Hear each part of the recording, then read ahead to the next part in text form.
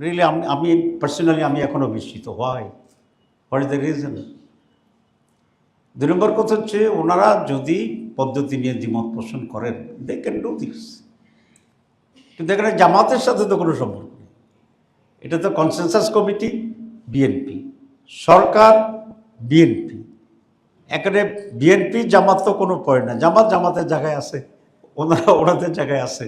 আমরা বুঝে শুনে যেহেতু সিগনেচার করেছি, আমরা দ্বিমত পোষণ করার কথা কোনো প্রয়োজন হচ্ছে না আমাদের।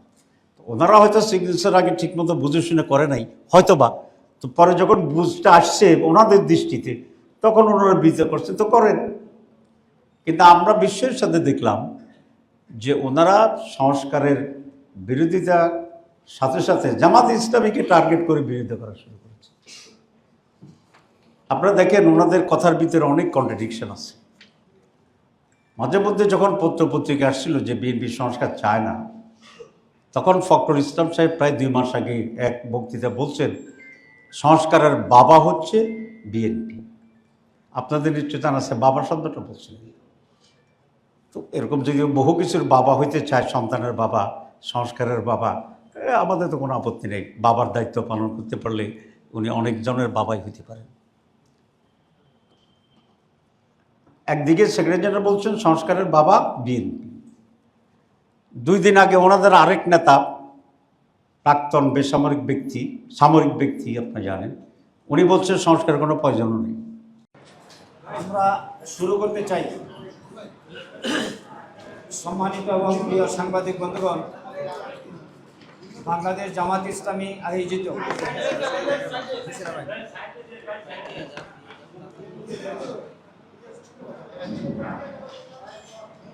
বাংলাদেশ জামাত ইসলামী আয়োজিত বিদ্যমান রাজনৈতিক পরিস্থিতিতে আজকের এই সাংবাদিক সম্মেলনে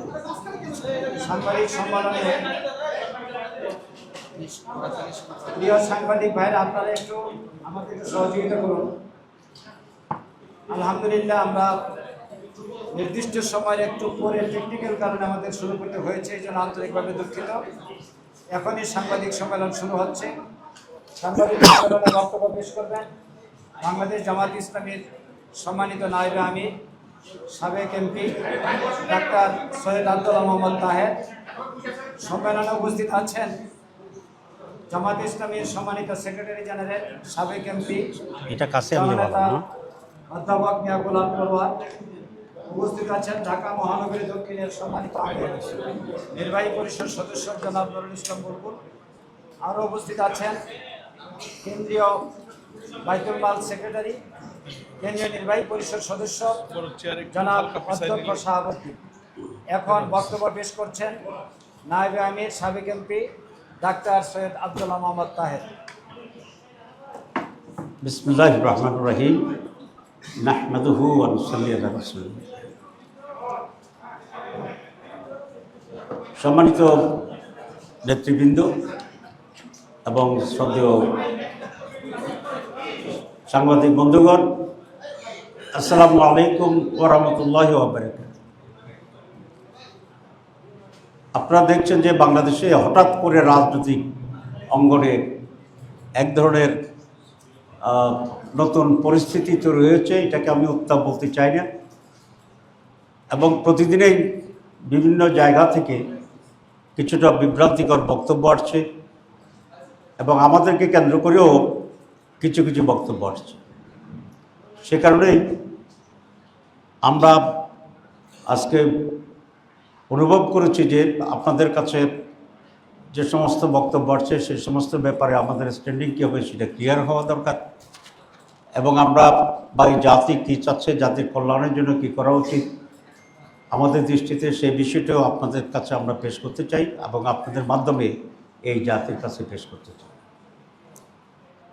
আমরা একটি কথা শুনতে পাচ্ছি যে সরকার এক ধরনের কম্প্রোমাইজিং অ্যাটিটিউডে আজকের যে বার্নিং ইস্যুগুলো সেগুলো হ্যান্ডেল করার জন্য চেষ্টা করছে এবং তাদের বক্তব্য হচ্ছে কিছুটা আপনাদেরকে সন্তুষ্ট করব, কিছুটা বিএনপিকে সন্তুষ্ট করব, কিছুটা অন্যদেরকে সন্তুষ্ট করব। তো এরকম একটা পদক্ষেপ। তো এটা তো কোনো হালুয়া রুটির ভাগাভাগির কোনো বিষয় নয় যে আপনারা কিছু হালুয়া দিলাম, অন্যদেরকেও কিছু হালুয়া দিলাম। হালুয়ার পরিমাণটা আপনারা বেশি পাবেন, রুটির পরিমাণটা ওরা একটু বেশি পাবে। এটি হচ্ছে জাতির ভাগ্য পরিবর্তনের কতিপয় ক্রুশিয়াল, অত্যন্ত গুরুত্বপূর্ণ একটি বিষয়। আপনারা দেখেছেন যে 56 বছরে এ রাজ্যের গভর্নেন্সে কোনো ধরনের পজিটিভ কোনো পরিবর্তন হয়নি। দল পরিবর্তন হয়েছে, ক্ষমতার পালাবদল হয়েছে, রাষ্ট্র পরিচালনার ব্যক্তিদের পরিবর্তন হয়েছে, কিন্তু নীতিগত এবং মৌলিকভাবে কোয়ালিটির কোনো চেঞ্জ 54 বছরে হয়নি। যারাই ক্ষমতায় গিয়েছেন তারাই প্রায় একই ধরনের দলীয়করণ, আত্মীয়করণ, আত্মীকরণ, লুটপাট, টেন্ডারবাজি, সাদাবাজি, নিজের দলদেরকে অবৈধভাবে সুযোগ সুবিধা দেওয়া, টাকা পাচার, নির্যাতন অপোজিশনের উপরে, এগুলো চলেই আসছে। যখন আওয়ামী লীগ ক্ষমতা ছিল তখন অন্য দলগুলোর উপরে নির্যাতন চলছে, যখন অন্য কোনো দল ক্ষমতা ছিল তার বাইরের লোকদের উপরে কম বেশি নির্যাতন চলেছে। 54 বছর পরে এই ধরনের কোনো পরিবর্তন এর আগে হয়নি। কিন্তু এবার একটি জনসম্পৃক্ত বা সকল মানুষের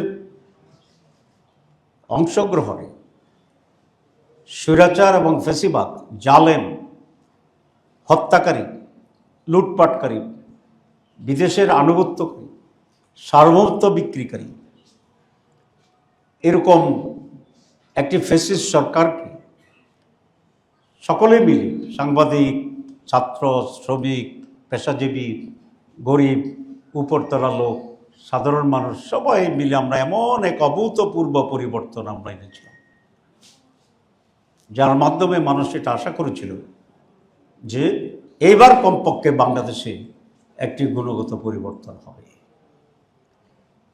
কিন্তু এক বছরের মাথায় এসে আমরা অত্যন্ত হতাশভাবে আমরা দেখছি যে রাজনৈতিক দলগুলোর ভিতরে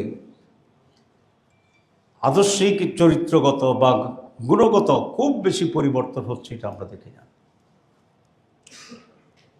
আমরা নোবেল লরিয়েট ডক্টর ইউনূসকে প্রদান করি একটি ইন্টারিম গভর্নমেন্ট আমরা সকলে মিলে করেছিলাম, এবং ডক্টর ইউনূস এমন একজন ব্যক্তি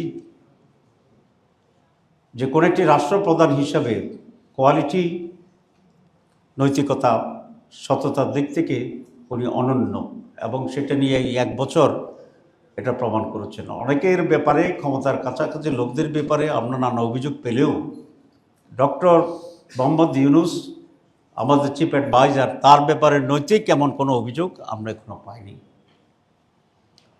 এবং আমি মনে করি যে উনি সিনসিয়ারলি 3টি কাজ করবেন বলে ঘোষণা দিয়েছেন, যেটা পুরানো কথা আপনারা জানেন।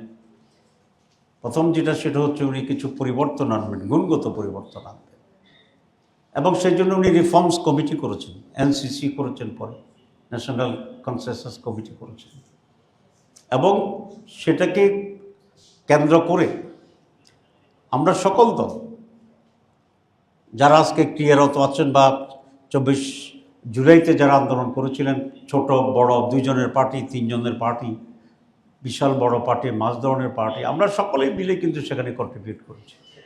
এবং সেই কারণে 31টা দল সেই কনসেন্সাস কমিটির মিটিংয়ে আমরা ইনভাইটেড ছিলাম, আমরা কাজ করেছিলাম। অনেকে আমাদেরকে মাঝে মধ্যে বলতো যে এমন দল নিয়ে আপনারা বসছেন যিনি তার সেক্রেটারির নাম বলতে পারবে না। আমরা বলেছি এটা ঠিক হতে পারে আপনার বক্তব্য, কিন্তু উনি যদি একজনই হন একটি দলে, তো তিনি তো কিছু কন্ট্রিবিউট করেছেন। সুতরাং জুলাই মুভমেন্টে একজনও, এক দলে একজন হইলেও যারাই কন্ট্রিবিউট করেছে, একটা স্লোগান দিয়েছে, কাউকে একটু পানি দিয়েছে, আমরা সকলকে রিকগনাইজ করে দেশের একটা সার্বিক পরিবর্তন আনার জন্য আমরা কিন্তু একটা সংস্কার কমিশনের অধীনে কয়েক মাস ধরে আমরা কাজ করছি। এবং আপনারা প্রায় সকলেই সকালবেলা যেতেন, আবার রাত পর্যন্ত সেখানে থাকতেন, আমাদের ব্রিফিং নিতেন, টেলিভিশনে ব্রডকাস্ট করা হয়েছে। এবং একটা নীতিগত কনসেনসাস পর্যায়ে আসার জন্যই তো মাসের পর মাস লাগছে। ব্যাপারটা যদি এমন হতো যে যে পার্টি যেটা বলে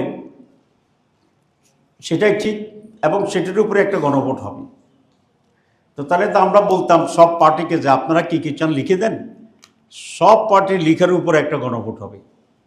তো সব পার্টি লেখার উপরে যদি একটা গণভোট হইতো, এক পার্টি একটা লিখতো, তো আসলে কোনটা সিদ্ধান্ত হইতো, গণভোটের রায় কী হইতো?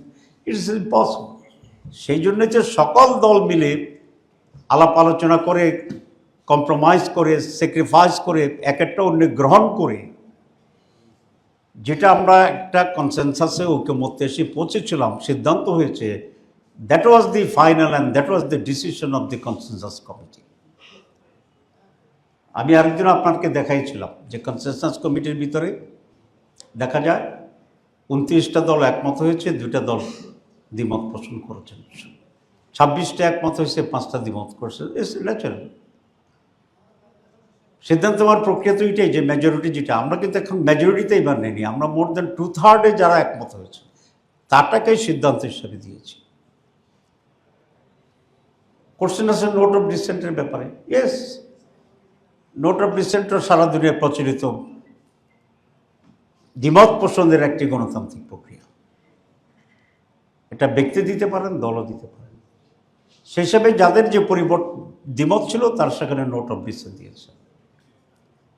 কিন্তু পৃথিবীর ইতিহাসে একটি ঘটনাও নাই, আমি আপনাদেরকে চ্যালেঞ্জ দিয়েছি এই জন্য যেহেতু এটা নিয়ে একটা বিভ্রান্তি তৈরি করছে। আমি অনেক বুদ্ধিজীবীকে, বিশ্ববিদ্যালয়ের শিক্ষকদেরকে জিজ্ঞেস করেছিলাম যে এরকম ডিসেন্ট সহ গণভোটের কোনো নজির আছে কিনা। অনলাইনে তারা যতটুকু জানতে পেরেছে কালকে আমাকে বলেছে নোট অফ ডিসেন্ট সহ কোনো গণভোটের কোনো নজির সারা দুনিয়াতে এখন পর্যন্ত নাই। কারণ নোট অফ ডিসেন্ট হচ্ছে একটি ব্যক্তির অথবা একটি দলের তার দ্বিমত থাকার বিষয়, কিন্তু সিদ্ধান্ত তো হচ্ছে যেটা মেজরিটি নিয়েছে, 2/3 নিয়েছে, 3/4 নিয়েছে, যেটা হচ্ছে সেটা। সুতরাং বিএনপি নোট অফ যখন ডিসেন্ট দিয়েছে আমরা কোনো আপত্তি করিনি। আমি এবং বিএনপির প্রতিনিধি আমরা দুজন কিন্তু এক সোফায় বসতাম। অ্যারেঞ্জমেন্টটা এমন ছিল যে একটা সোফায় দুজন জামাত এবং বিএনপির প্রতিনিধি, তার পাশে আর একটা সোফায় আমাদের সাথে সঙ্গে ছিল তারা, আপনারা দেখেছেন। বিএনপির প্রতিনিধি যখন নোট অফ ডিসেন্টের কথা বলতো অনেক সময় আমি এক সাপোর্ট দিতাম যে ঠিক আছে ওনাদের নোট অফ ডিসেন্ট আছে, ইউ ক্যান রেকর্ড ইট। কিন্তু নোট অফ ডিসেন্ট তো ওনাদের দলের একটা আলাদা বিষয়, একটা কনসেনসাস কমিটির সিদ্ধান্তের সাথে হ্যাজ নো রিলেভেন্সি, মানে এটার কোনো প্রাসঙ্গিকতা নেই। এবং আমি আবার রিপিট করছি, দুনিয়ার কোথাও নোট অফ ডিসেন্টের উপরে গণভোট হয় নাই। আজকে আমি আপনাদের মাধ্যমে এই তথ্য দিচ্ছি, ওনারা যদি রেকর্ড দেখাতে পারে I will withdraw my position. এখন বিএনপি কিন্তু সংস্কারের প্রথম থেকেই তারা কিছুটা অনগ্রাহী ছিল, অনেক বিষয়ে তারা দীর্ঘ দ্বিমত করেছে। এবং আমার ধারণা আমরা সকলে মিলে যে পরিমাণ কথা বলছি, বিএনপির প্রতিনিধি একাই কনসেনসাস কমিটিতে সেই পরিমাণ কথা বলছে, আপনারা দেখছেন। সব কিছু মিলে একটা সুন্দর এন্ড হয়েছিল এবং বিএনপি অত্যন্ত স্বতঃস্ফূর্তভাবে বিএনপির মাননীয় মহাসচিব এবং বিএনপির আরেকজন স্ট্যান্ডিং কমিটির সদস্য দুজনেই সিগনেচার দেওয়ার যে অনুষ্ঠান সেখানে তারা উপস্থিত ছিলেন, তার পাশে আমাদের সিট ছিল। আমরা স্বতঃস্ফূর্ত হাসি খুশি ঠাট্টা জোক সিরিয়াস টক সব কিছু মিলে ওখানে ছিলাম, and we signed very gladly, very spontaneously, very naturally এবং with the decision of the party. এখন বাস্তবায়ন প্রক্রিয়া গিয়ে আবার সেখানে নতুন আলোচনা হয়েছে, কনফারেন্স কমিটিরা করেছেন, ওনারা কিছু বলেননি। হঠাৎ করে দেখলাম যে বিএনপি ফোঁস করে উঠছে এবং মানে অগ্নিশর্মা মূর্তি, হঠাৎ আমরা তো একটা বিস্মিত হয়েছি যে হঠাৎ কী হয়ে গেল, রাতে কী স্বপ্ন দেখলেন এবং স্বপ্নের পরে এসে ওনারা এটা কী রিয়েক্ট করলেন। রিয়েলি আমি পার্সোনালি আমি এখনও বিস্মিত। What is the reason?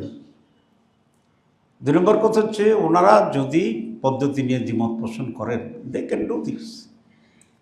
কিন্তু এখানে জামাতের সাথে তো কোনো সম্পর্ক নেই। এটা তো কনসেনসাস কমিটি, বিএনপি, সরকার, বিএনপি। এখানে বিএনপি জামাত তো কোনো পয়েন্ট না। জামাত জামাতের জায়গায় আছে, ওনারা ওনাদের জায়গায় আছে। আমরা বুঝে শুনে যেহেতু সিগনেচার করেছি, আমরা দ্বিমত পোষণ করার কথা কোনো প্রয়োজন হচ্ছে না আমাদের। ওনারা হয়তো সিগনেচার আগে ঠিকমতো বুঝে শুনে করে নাই হয়তো বা, তো পরে যখন বুঝটা আসছে ওনাদের দৃষ্টিতে তখন ওনারা বিচার করছে, তো করেন। কিন্তু আমরা বিশ্বের সাথে দেখলাম যে ওনারা সংস্কারের বিরোধিতা সাথে সাথে জামাত ইসলামীকে টার্গেট করে বিরোধিতা করা শুরু করেছে। আপনারা দেখেন ওনাদের কথার ভিতরে অনেক কন্ট্রাডিকশন আছে। মাঝে মধ্যে যখন পত্রপত্রিকা আসছিল যে বিএনপি সংস্কার চায় না, তখন ফখরুল ইসলাম সাহেব প্রায় 2 মাস আগে এক বক্তৃতা বলছেন সংস্কারের বাবা হচ্ছে বিএনপি। আপনাদের নিশ্চয় জানা আছে বাবা শব্দটা বলছেন।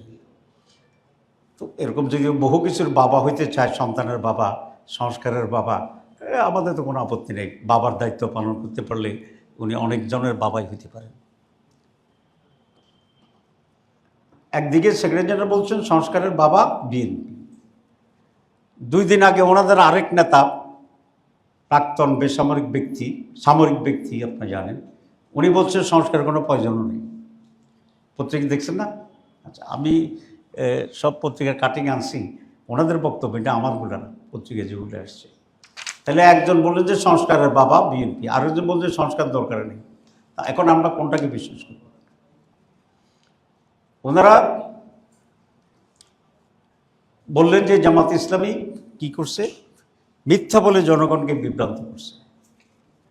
এখন কোনটা আমরা মিথ্যা কথা বললাম, এই কথাটা তো আমাদের জানার একটা অধিকার আছে।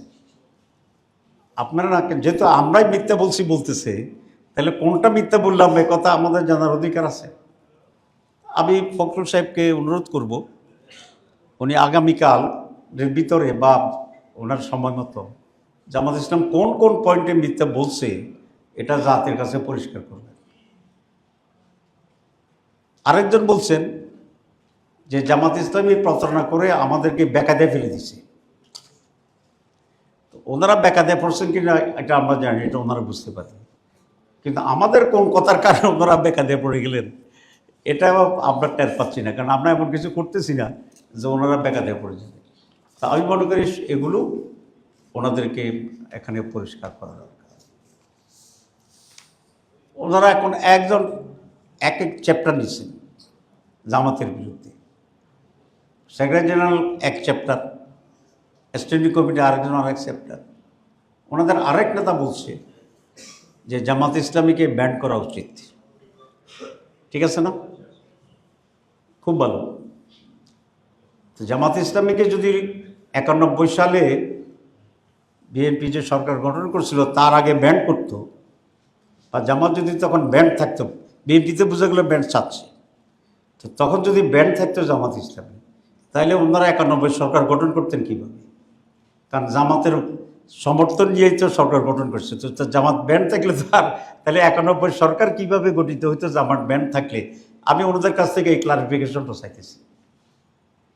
আপনাদের খেয়াল আছে না, জামাত ইসলামী তখন 18 আসন আমরা পেয়েছিলাম, কোনো দলের মেজরিটি পায়নি। তখন ম্যাডাম খালেদা জিয়া জামাত ইসলামীর কাছে অ্যাপ্রোচ করেছিলেন বিএনপিকে সমর্থন দেওয়ার জন্য, সরকার গঠনের জন্য।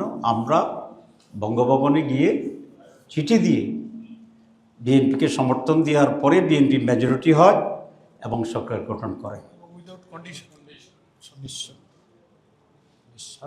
আচ্ছা, সেটা নিঃস্বার্থ হতে পারে, উদাহরণ যারা বলছে সেটা কোনো ম্যাটার না। ম্যাটার হচ্ছে জামাত যদি ব্যান্ড থাকতো, 18 সিট না যোগ হইতো বিএনপির সাথে, তাহলে বিএনপি কি সরকার গঠন করতে পারতো না। তো তাহলে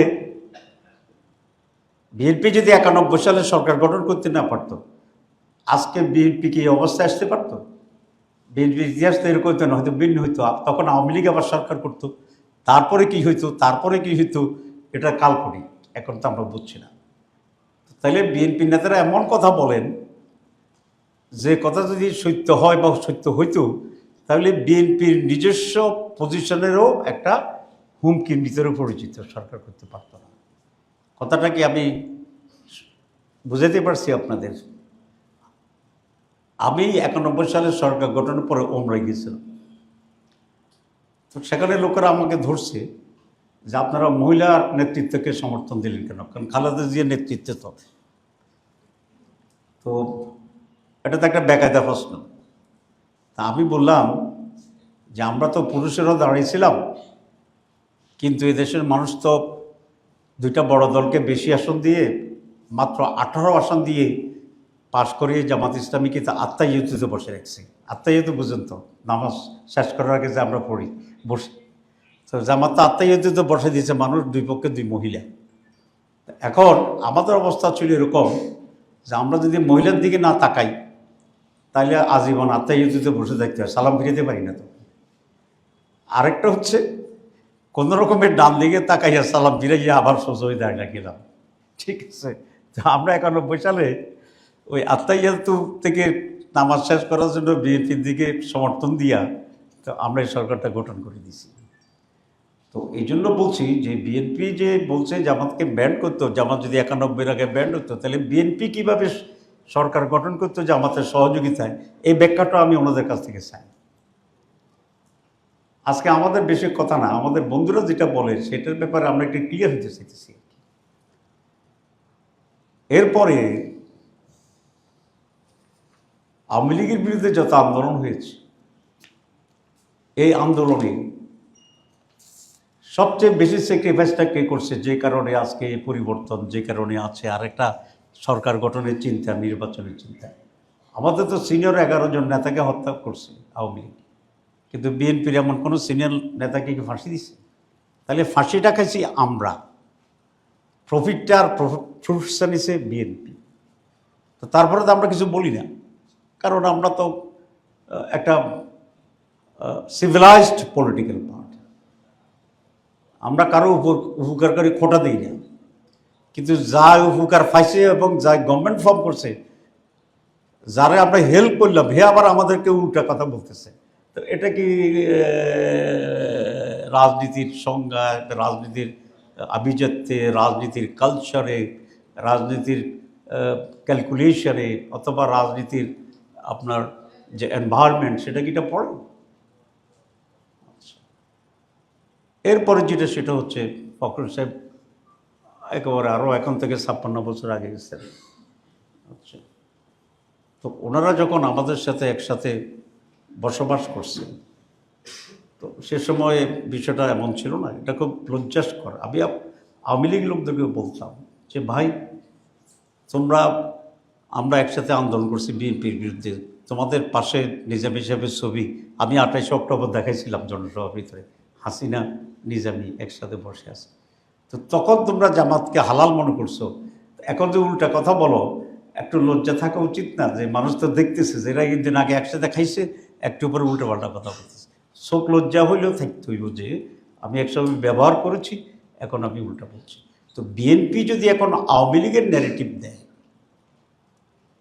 বিএনপি এখন আওয়ামী লীগের ন্যারেটিভ দিচ্ছে, তাহলে বিএনপির সাথে আওয়ামী লীগের জামাতের পোস্টে তাহলে কোনো ডিফারেন্স থাকছে না। তাহলে বিএনপি ততক্ষণ বিএনপি যতক্ষণ তারা আওয়ামী লীগ বিএনপি লড়াইতে থাকে। যখন জামাত এবং বিএনপির সাথে যে কোনো কারণে মতপার্থক্য হয়, তখন বিএনপি কিন্তু আওয়ামী লীগের নেগেটিভ এবং আওয়ামী লীগের চেয়ারে বসে জামাতের বিরুদ্ধে কথা বলে। এটা আমি মনে করি যে রাজনৈতিক সততার অভাব। রাজনীতিতে মিনিমাম সততা থাকতে হবে। এখন কোনো দল যদি মনে করে যে আমরা জনগণকে যাই কন্টেন্ট দিই না কেন, আমরা ক্ষমতা এসে চাঁদাবাজি করব, এখানে আমাদের সততার প্রয়োজন নেই। আমরা ক্ষমতায় এসে বা আমরা যদি সুযোগ পাই আমরা দখল করে ফেলব, এখানে সততার কোনো প্রয়োজন নেই। আর একইভাবে তারা যদি রাজনীতিকেও সেইভাবেই চিন্তা করেন যে আমরা রাজনীতিতেও কোনো সততা মেনটেন করব না, আমরা প্রয়োজন হলে একসাথে থাকব, প্রয়োজন হলে একসাথে খাবো, প্রয়োজন হলে একসাথে ঘুমাবো, প্রয়োজন হলে একসাথে ট্রেন চড়ব, প্রয়োজন হলে একসাথে মন্ত্রী পরিষদেও থাকব, প্রয়োজন হলে আমরা কাঁধে কাঁধ মিলিয়ে ইলেকশনও করব, আবার যখন প্রয়োজন হবে আমরা সততার পরিচয় না দিয়ে তাদের বিরুদ্ধে ওই ইস্যুগুলো নিয়ে গালিগালাজ করব, যে ইস্যুগুলো ফেসিবাদ এবং স্বৈরতন্ত্র তাদেরকে চিহ্নিত করতে চায়। এইটাই যদি রাজনীতির ক্যারেক্টার হয়, দলগুলোর ক্যারেক্টার হয়, তো তাহলে 54 বছরের যে সাফারিংসটা, এটা কি জনগণের জন্য? নো। জনগণের ভুল সিদ্ধান্তের জন্য? নো। 54 বছরের জনগণ সবসময় সঠিক সিদ্ধান্ত নিয়েছে। এটি পলিটিক্যাল পার্টিস, দি করাপ্ট পলিটিক্যাল লিডার্স, অকৃতজ্ঞ রাজনীতিবিদ, যখন যা তখন তা, এরকম চরিত্রের রাজনীতির নেতৃত্ব আজকে বাংলাদেশের এই সকল ক্রাইসিসের জন্য প্রধানত রেসপন্সিবল বলে আমরা মনে করি। জামাত ইসলামী কখনোই মুনাফিকি করে না, জামাত ইসলামী কখনোই কারোর সাথে কোনো প্রতারণা করে না। এটা কেউ যদি খুবই ডকুমেন্টের, আমি ডিবেটে রাজি আছি। যারা জামাত ইসলামকে এরকম শব্দ নিয়ে আজকে মানুষকে বিভ্রান্ত করতে চাচ্ছে, আমি ব্যক্তিগতভাবে তাদের সাথে, অথবা তারা যদি কোনো দলের প্রতিনিধিত্ব করেন, সেইভাবেও আমরা ওপেন ডিবেট করতে রাজি আছি যে আমরা এগুলোর সাথে আমাদের কোনো সম্পর্ক নাই। পাবলিকলি আমরা ওপেন এই নিয়ে চ্যালেঞ্জ করতে চাই। আমি সর্বশেষ কথা যেটা বলতে চাই, যে গণভোট ইস্যুতে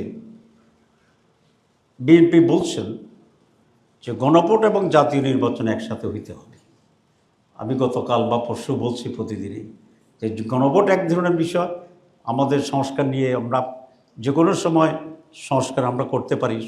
কোনো একটি গভর্নমেন্ট তার মাঝখানে সংস্কার করতে পারে, কনস্টিটিউশন চেঞ্জ করতে পারে, এবং সেখানে গণভোট আবার হইতে পারে। কিন্তু জাতীয় নির্বাচন তো 5 বছরের একটি বিশেষ নির্বাচন, ক্ষমতা পালাবদলের নির্বাচন, দুটোর চরিত্রই ভিন্ন। এখন আমাকে অনেকে বলে যে তাহলে বিএনপি এত সিরিয়াস ছিল কেন? 3টি কথা বলছেন তারা। একটা কথা বলছেন, গণভোট করতে হলে অনেক টাকা খরচ হবে। টাকা তো কিছু খরচ হবে, অনেক হবে না, কিছু খরচ হবে। এবং একটা জাতির পরিবর্তনের জন্য যে টাকা খরচ হবে সেটা গুরুত্বপূর্ণ, নাকি সাদাবাজ দখলবাজদের সুবিধা করার জন্য আমি ভিন্ন প্রক্রিয়া অ্যাভয়েড করে যাব, সেটা ভালো হবে। আমি এটা বলতে চাইছিলাম আজকে। তো আমি খুব ধন্যবাদ জানাই, অন্য এক বক্তব্য দেখলাম পত্রিকা এসে গেছে, আমার মুখে বলাটা অসুন্দর ছিল, ভাবতেছিলাম বলবো কি বলবো না, সিনিয়র মানুষ। তো আমি ওই বক্তাকে ধন্যবাদ জানাই যে আমাকে এই মহা বিপদ থেকে রক্ষা করছে। তিনি বলছেন যে গত 14 বছর আর এই ইউনূস সরকারের 1 বছরে, আমি কোনো দলের কথা বলি না, ইউনূস সরকারের কথা বলছি, কিন্তু কে করছে সেটা ইউনূস সাহেব বের করবে। ওনার এই পিরিয়ডে যে পরিমাণে 16 বছরের সাদাবাজি, দখলবাজি, টাকা পাচার, হুন্ডা ব্যবসা, বেগম পাড়া, তারপরে অন্য পাড়া তৈরি হয়েছে, এ দিয়ে প্রায় রাফলি যে হিসাব কাটছে কয়েক বিলিয়নের, আমি দেখলাম প্রায় 1000 গণভোট করা যায়। কি বলছি, 1000 গণভোট করা যায়। ওনারা গণভোটের টাকা নিয়ে খুবই উদ্বিগ্ন, দেশের জন্য অনেক ভালোবাসা, এটাকে আমি ধন্যবাদ জানাই। কিন্তু 1000 গণভোট করার মতো টাকা যে সাদাবাজি, লুটপাটবাজি, দখলবাজি, ফাঁসার হইয়া গেছে, এই ব্যাপারে কিন্তু তারা কোনো কনসার্ন করছে না। যদি করতেন তাহলে আমি বলতাম যে না, ওনারা রিয়েলি এটার ব্যাপারে খুবই, দেশের সম্পদ, রাজস্ব, টাকার ব্যাপারে দে আর ভেরি সিরিয়াস। দেশের কল্যাণের জন্য this is not a big amount. এবং একজন ইলেকশন কমিশনার, ওনার নাম কি, টুকটু কি মহিলা একটা, আচ্ছা, উনিও দেখলাম এক জায়গায় বলছে যে 300 কোটি না 3000 কোটি টাকা খরচ হবে। এটা ওনার একটা অধিক বাক্য ব্যয়। এটা ইলেকশন কমিশনের দায়িত্ব না টাকা জোগাড় করা। ওনারা কোনো একটি দলকে ফেভার করতে চাচ্ছেন। সেটাও আমার কথা নয়। আমি পরে চিন্তা করলাম যে বিএনপি কেন এত স্ট্রং ল্যাঙ্গুয়েজে বিরোধিতা করছে। ফখরুল সাহেব দেখলাম বললেন যে আমরা জীবনেও মানব না। তো পরে আমার হঠাৎ মনে হইল ডাকসু নির্বাচনের কথা, কারণ ডাকসু চাকসু জাকসু রাকসু নির্বাচনে সবচেয়ে মেধাবী তরুণ স্মার্ট আধুনিক ছেলেদের চয়েসের ভোট দেওয়ার যে একটা চিত্র ফুটে আসছে, ডাকসুটা হয়তো আমি ডাকসু নির্বাচনে খুব ইনভলভ ছিলাম দেখার জন্য, না বুঝে মানে দূর থেকে দেখার জন্য। তা আমি ধারণা করেছিলাম যে ডাকসুতে বোধহয় একটা অ্যাক্সিডেন্ট হয়ে গেছে, ছেলেপেলে বুঝতে পারে নাই কারে ভোট দিয়ে ফেলছে। পরে যখন দেখলাম যে জাকসু একই অবস্থা, তখন ভাবলাম যে বোধহয় না বুঝে শুনে দিচ্ছে সবাই, না হইলেও কিছু লোকে। পরে দেখলাম যে রাকসু একই অবস্থা, তখন ভাবলাম যে বাংলাদেশের অবস্থা বোধহয় এর কাছাকাছি।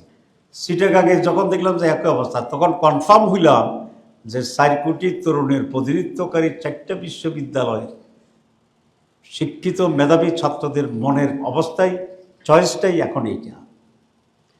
এখন বিএনপি যদি জানতো যে ছাত্র শিবির সব ইউনিভার্সিটিতে 3 গুণ 4 গুণ 5 গুণ ভোট পাইয়া গণবিশ্ববিদ্যালয় ইলেকশন হয়েছে, আপনারা অনেকে, আমিও টের পাইনি, শুনছি ওই দলের বিবি ক্যান্ডিডেট নাকি 1 ভোট পাইছে।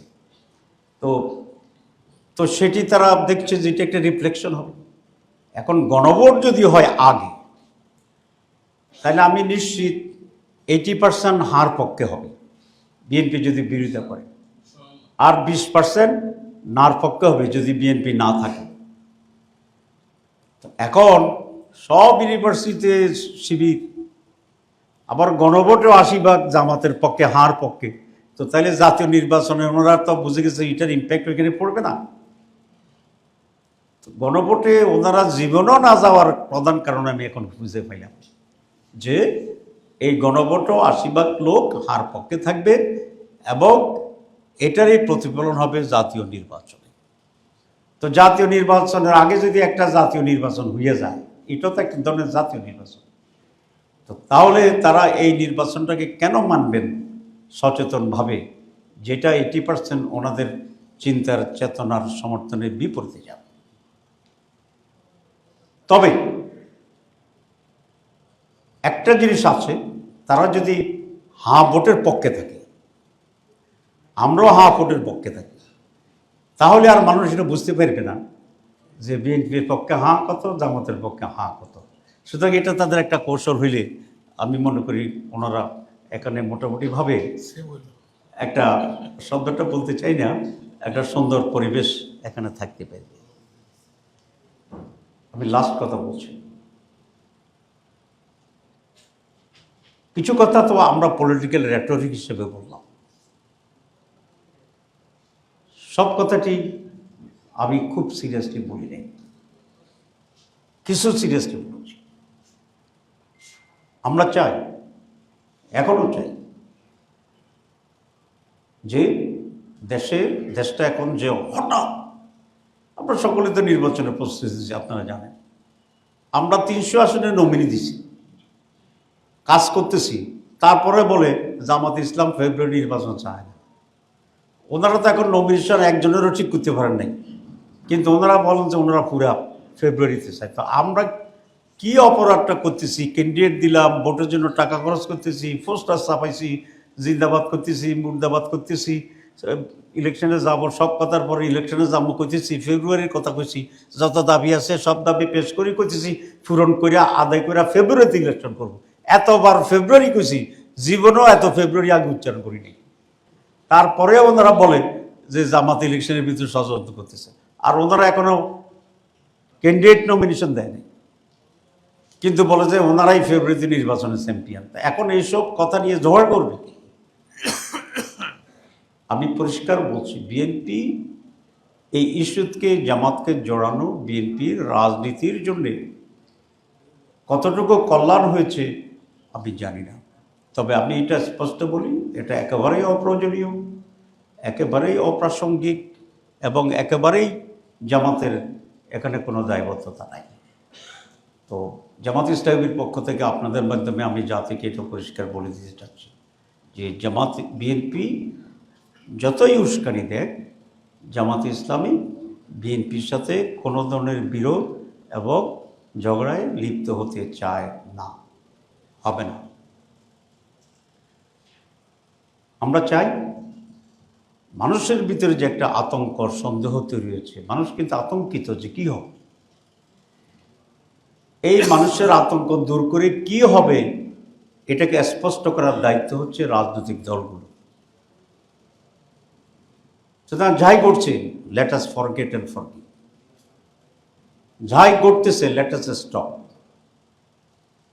আমি বিএনপিকে অনুরোধ করব, আসুন বিএনপি এবং জামাত ইসলামী আমরা একসাথে বসি, আমরা দেশের এই পরিস্থিতি নিয়ে খোলামেলা আলোচনা করি এবং একটি সুন্দর সুষ্ঠু নির্বাচন, আমাদের যে চার্টার অফ জুলাই যেগুলো আছে দেশের জন্য অত্যন্ত প্রয়োজন, সেই চার্টারের জন্য যে গণভোটের জন্য গণভোট, জাতীয় নির্বাচন এবং কনস্টিটিউয়েন্সি অ্যাসেম্বলি এবং এটার বাস্তবায়নের জন্য যে ইম্পিউনিটি দেওয়া হচ্ছে সেটি, যেগুলো নিয়ে আজকে সমস্যা, আসলে সব ইস্যু নিয়ে আমরা বসি। উত্তেজনা হয়েছে, আবার পানি ঢেলে দিলে তো আগুন নিভে গেছে। বাংলাদেশের মানুষ, রাজনৈতিক দলগুলো এই ধরনের দায়িত্বহীন অস্পষ্টতা এটা চায় না। মানুষ চায় একটা সমঝোতা, একটা সমাধান। আমি সেই আলোচনার জন্য আহ্বান করছি। জামাত ইসলামী এবং বিএনপি যদি একটি সমঝোতার কাছাকাছি আসে, তাহলে বাকি যারা রাজনৈতিক স্টেক আছে আমরা তাদের সাথে আলোচনা করব একটা গাইডলাইন তৈরি করে। তখন এটা সার্বজনীন সকল দলের একটি মতামতে রূপান্তরিত হবে। আর যদি তাই হয় তাহলে আমরা আশা করি আজকের যে সংকটের আভাস আমরা দেখছি সেখান থেকে এই জাতি পরিত্রাণ পাবে। আরেকটি কথা ওনারা বলেন, সকলেই বলেন যে যদি সমঝোতা না হয়, ইলেকশন না হয়, তাহলে কী হবে? ফেসিবাদ এসে যাবে। তো ফেসিবাদ আসবে, আপনি তো বলতেছেন। তো ফেসিবাদ আসলে আপনি যদি ফেসিবাদ না চান, তো তাইলে আসেন, শান্ত হন, আমরা শান্ত হই, সবাই মিলে আমরা করি। মানে অন্যের উপর দায়িত্ব আমার শতভাগ। আমরা যখন আপনার প্রশাসনের কথা বলি যে বিএনপি 80 ভাগ, পরের দিনই বিএনপি বলছে জামাত 80 ভাগ। তা আমি যে জামাত যেখানে যেখানে 80 ভাগ আছে সবগুলোকে ট্রান্সফার করে দেন, আমরা রাজি আছি। তো তাহলে ওরা বলে কেন 80 ভাগ নিচে আর 20 ভাগ যে বাকি আছে, এসব কথা বলে ওইটাও নিয়ে আপনারা শতভাগ হইতে চায়। তো এসব রাজনীতি কৌশল তো আজকাল মানুষ বুঝে যায়। আমরা কৌশলী হইতে চাই না, আমরা খেলতে চাই না, এবং রাজনীতির খেলা আছে কিন্তু বেশি খেলাটা রাজনীতিকে ঝুঁকিপূর্ণ করে দেয়। সেই জন্য আমি এই উদাত্ত আহ্বান আজকে জানানোর জন্য বলছি যে আমরা তো বলেছি বিএনপিকে আমি আহ্বান করছি যে আসেন আমরা বসি, ওখানে বসি, আমরা কথা বলি, বলে একটা সমন্বয়, সমঝোতা, আন্ডারস্ট্যান্ডিংয়ের মাধ্যমে আমরা আগামীতে বাংলাদেশ কীভাবে সত্যিকার অর্থে একটি স্বাধীন, সার্বভৌম নতুন বাংলাদেশ হতে পারে, আমাদের এজেন্ডাগুলো কী। আমরা মনে করি একটা রোড তৈরি হওয়া উচিত, এই রোডের বাউন্ডারি কেউ ক্রস করবে না, এবং এই রোডের ভিতরেই আমরা প্রতিযোগিতার দৌড় দেব, ঠিক আছে? তাহলে জাতি একটা স্বস্তি পাবে। এবং আমি ঐকমত্য কমিশন এবং প্রধান অ্যাডভাইজারের কাছে অনুরোধ জানাবো, আপনি মেহরবানি দৃঢ় থেকে যাহা সঠিক আপনি সেই সিদ্ধান্ত নেন, জনগণ আপনার পাশে থাকবে। আপনি কত লোকের সমর্থন চান? লাখ লাখ? ইয়েস। কোটি কোটি? ইয়েস। আপনি বলেন কত লোকের সমর্থন আপনি চান, এই জাতি আপনাকে সে সমর্থন দেবে। আপনি কোনোভাবেই অন্যায় এবং অন্যায্যতার ব্যাপারে আপনি নমনীয় হবেন। এটা দেশের পক্ষ থেকে আপনার প্রতি আমাদের সুনির্বন্ধ, সশ্রদ্ধ, আন্তরিক আবেদন। আপনাদের সবাইকে ধন্যবাদ। আরও দুইটা পয়েন্ট ছিল, লম্বা হচ্ছে, এটা বাদ দিলাম, আগামীকালের জন্য রাখছি। আসসালামু আলাইকুম ওয়া রাহমাতুল্লাহ। জি, প্রশ্ন করবেন।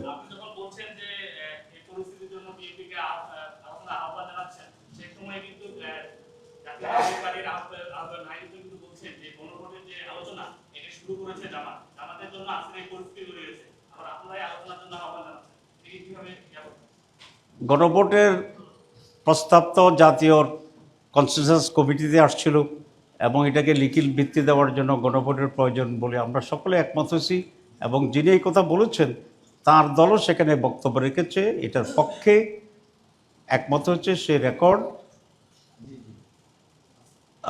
এলসিসির কাছে আপনারা পাবেন। তাদের বক্তব্য এলসিসিতে গণভোটের পক্ষে ছিল, অনেক জোরালো ছিল। জি,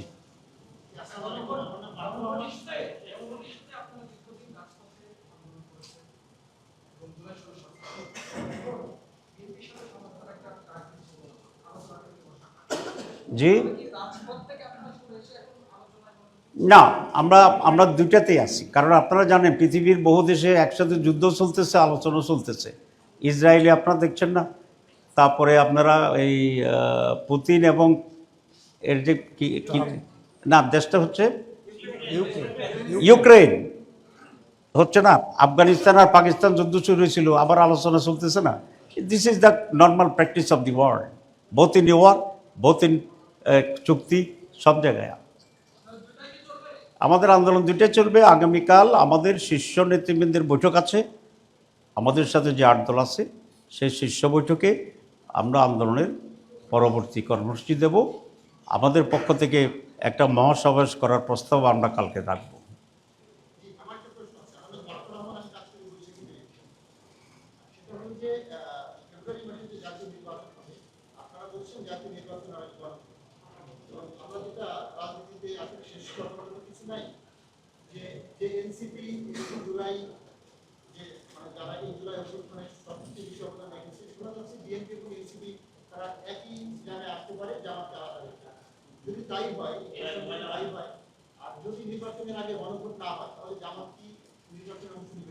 আমি এর জবাব অনেক আগে দিয়েছিলাম আগেরটাতে, যে ইফ যদি ইজ হয়, বাট কিন্তু হোয়াট কি, এটা মুখস্থ করেছিলাম ক্লাস 2-তে, ঠিক আছে?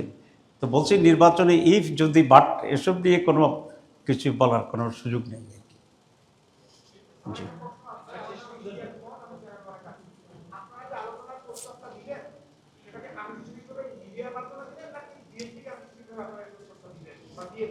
না, আমি আজকে মিডিয়ার মাধ্যমে দিয়েছি, বাকিটা তারা যদি ন্যূনতম পজিটিভলি নেয়, কালকে দেখি না পত্রিকা কী কী বলে। তো আশা করি যদি আমাদেরকে ব্যান্ড না করে আর কি কাল পর্যন্ত, তো তাহলে তো আমরা সেটাও করতে পারবো।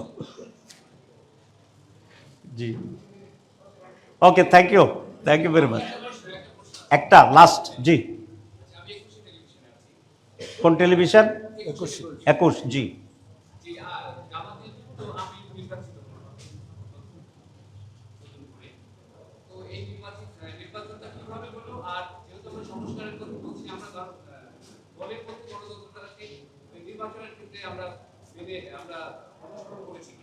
আচ্ছা, উনি আপনাদের যদি ধৈর্য থাকে আমি 1 মিনিট জবাব দিই। প্রথম কথা হচ্ছে, আমি তো নতুন নির্বাচিত হয়ে গেছে এই খবর ওনার জানা আছে, আমাদের কিন্তু জানা নাই। আচ্ছা, কারণ হচ্ছে এখনো আমরা কোনো রেজাল্ট আজকে দিচ্ছেন সকালে। ও আচ্ছা, তাহলে আমাদের ইলেকশন কমিশন দেখেন এত ইন্ডিপেন্ডেন্ট যে তারা নিজেরাই ঘোষণা করে দিচ্ছে নাইবে আমিরের নলেজের বাইরে। তো কমিশন স্বাধীন আমাদের এত বেশি আজকে করছে, তাহলে ওই জন্য।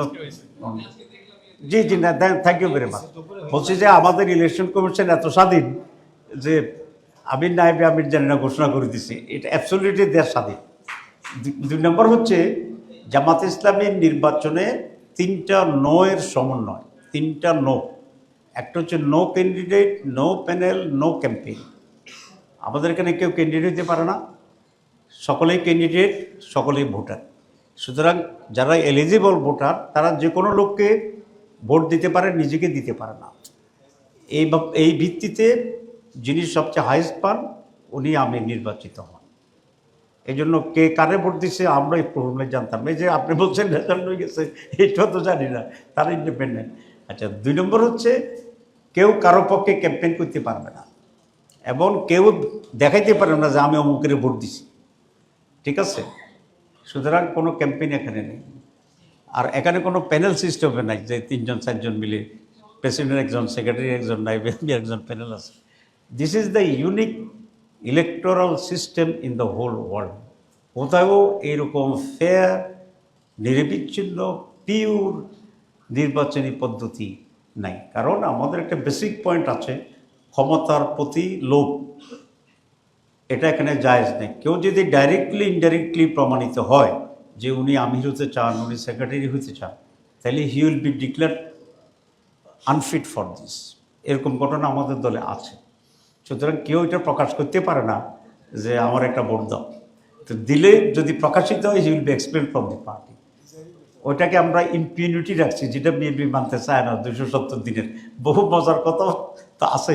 আর আপনার তো থ্যাংক ইউ। আর বোধহয় আমরা শেষ করতে পারি ওনাদের ধৈর্যটা।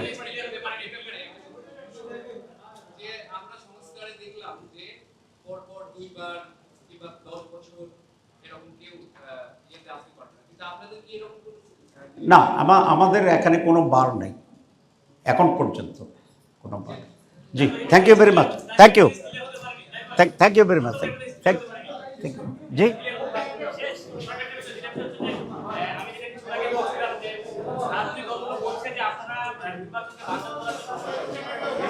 জবাব হয়ে গেছে।